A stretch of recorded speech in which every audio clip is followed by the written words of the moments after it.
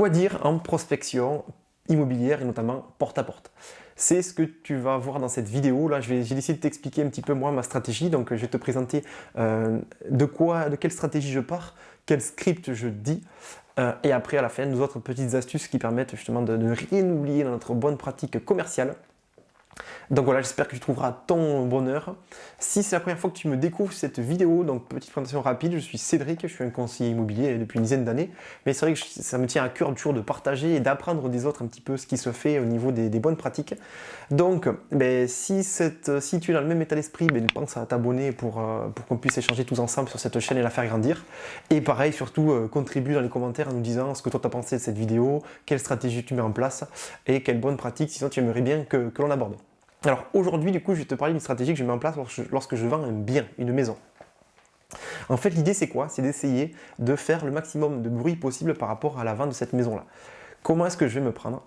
Donc, bien sûr, bien évidemment, donc, je vais poser le panneau vendu sur la maison et ensuite, je vais faire ce qu'on appelle dans la méthode escargot, c'est-à-dire que je vais partir de la maison et je vais aller voir tous les voisins qui sont autour pour justement essayer de récupérer des contacts. Alors des contacts, pourquoi? Moi, mon objectif prioritaire, c'est d'avoir un maximum de contacts mail ou numéro de téléphone pour pouvoir avoir une base de données que je vais alimenter régulièrement ou éventuellement récupérer une estimation si quelqu'un a un projet.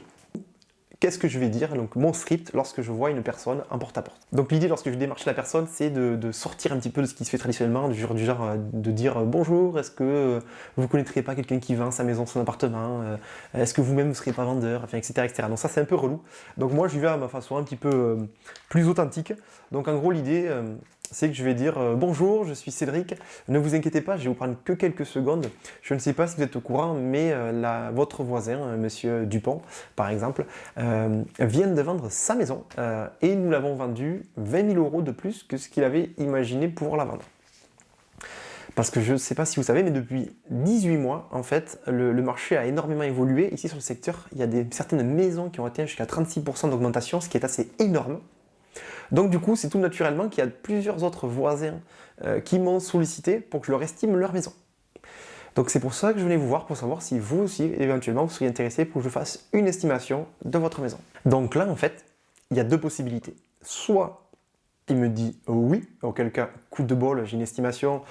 Je vais rentrer après dans les détails pour savoir s'il y a projet de vente ou pas. Mais en tout cas, je récupère une estimation, donc c'est intéressant. Ça lui donne la possibilité d'interagir avec cette personne et de lui montrer mon savoir-faire. Mais ce qui va se passer dans 90% des cas, c'est que la personne va dire non, non, pas du tout, je veux pas d'estimation, moi je suis pas du tout vendeur et je veux pas connaître la valeur de mon bien. Parfait. Et dans ce cas-là, en fait, comme je disais, mon objectif principal, moi, c'est de récupérer les coordonnées. Donc j'essaye avec une autre stratégie de dire par exemple, écoutez, je comprends bien. Que c'est pas le moment actuellement. Par contre, j'ai l'habitude d'envoyer une fois par mois à tous les voisins que vous avez un rapport de marché où on parle notamment des prix, des nouveautés, des nouveaux commerces, etc. qui arrivent, un petit peu comment évolue votre quartier et votre ville, savoir quel impact ça a sur la valeur de votre bien et des choses comme ça. C'est quelque chose qui se fait par mail, une fois par mois, donc vous n'êtes absolument pas alerté. Ce qui est bien en plus, c'est que vous, ça ne vous coûte rien, c'est gratuit, et surtout si vraiment vous dites que le contenu il est nul, vous pouvez vous désabonner à tout moment sans frais, il n'y a aucun problème. Et d'ailleurs, ce que je peux vous dire, c'est que les personnes à qui je l'envoie dans votre quartier sont vraiment très satisfaits et souvent ils me font des commentaires par rapport à mes vidéos ou à mes articles que je publie et ils sont vraiment très contents. Donc voilà, c'est pour ça que je vous demande éventuellement si vous serez prêt à me laisser votre adresse mail. Comme je l'ai dit, en plus ça ne vous coûte rien, vous faites au moins le test une fois. Si vous voyez que c'est pourri, vous avez juste à cliquer sur en dessous du mail sur le bouton désabonner. Donc voilà, écoutez, est-ce que vous êtes bien d'accord pour me laisser votre mail? Là, on obtient plus facilement des coordonnées de clients. Pourquoi? Parce que à partir du moment où on a dit non pour une estimation, le fait de dire oui juste pour laisser ses coordonnées est beaucoup plus simple pour les clients. Donc ça nous permet ça. Et en plus, c'est vrai que voilà, j'insiste vachement sur le fait que je dis apprendre pas mal de choses sur la vie du quartier. Et ça, on est tous pareils. Les gens, ils sont curieux de savoir qui est le nouveau venu, pourquoi il s'en allait, à quel prix il a vendu. Donc voilà pour le script. Maintenant, je vais te parler de deux autres choses que je fais qui permettent vraiment de fidéliser encore plus la relation client.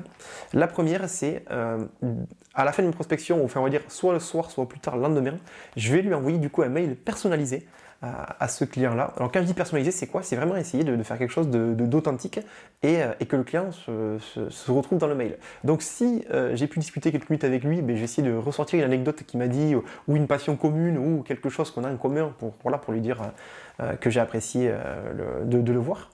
Ou si jamais l'échange était très très bref mais que j'ai quand même réussi à obtenir les coordonnées, je vais lui personnaliser l'email avec peut-être un élément que j'ai remarqué. Par exemple, j'ai remarqué qu'il avait un chien, une voiture d'une certaine marque, ou qu'il faisait du basket ou du golf, j'en sais rien, ou un vélo dans le garage, si le garage était ouvert.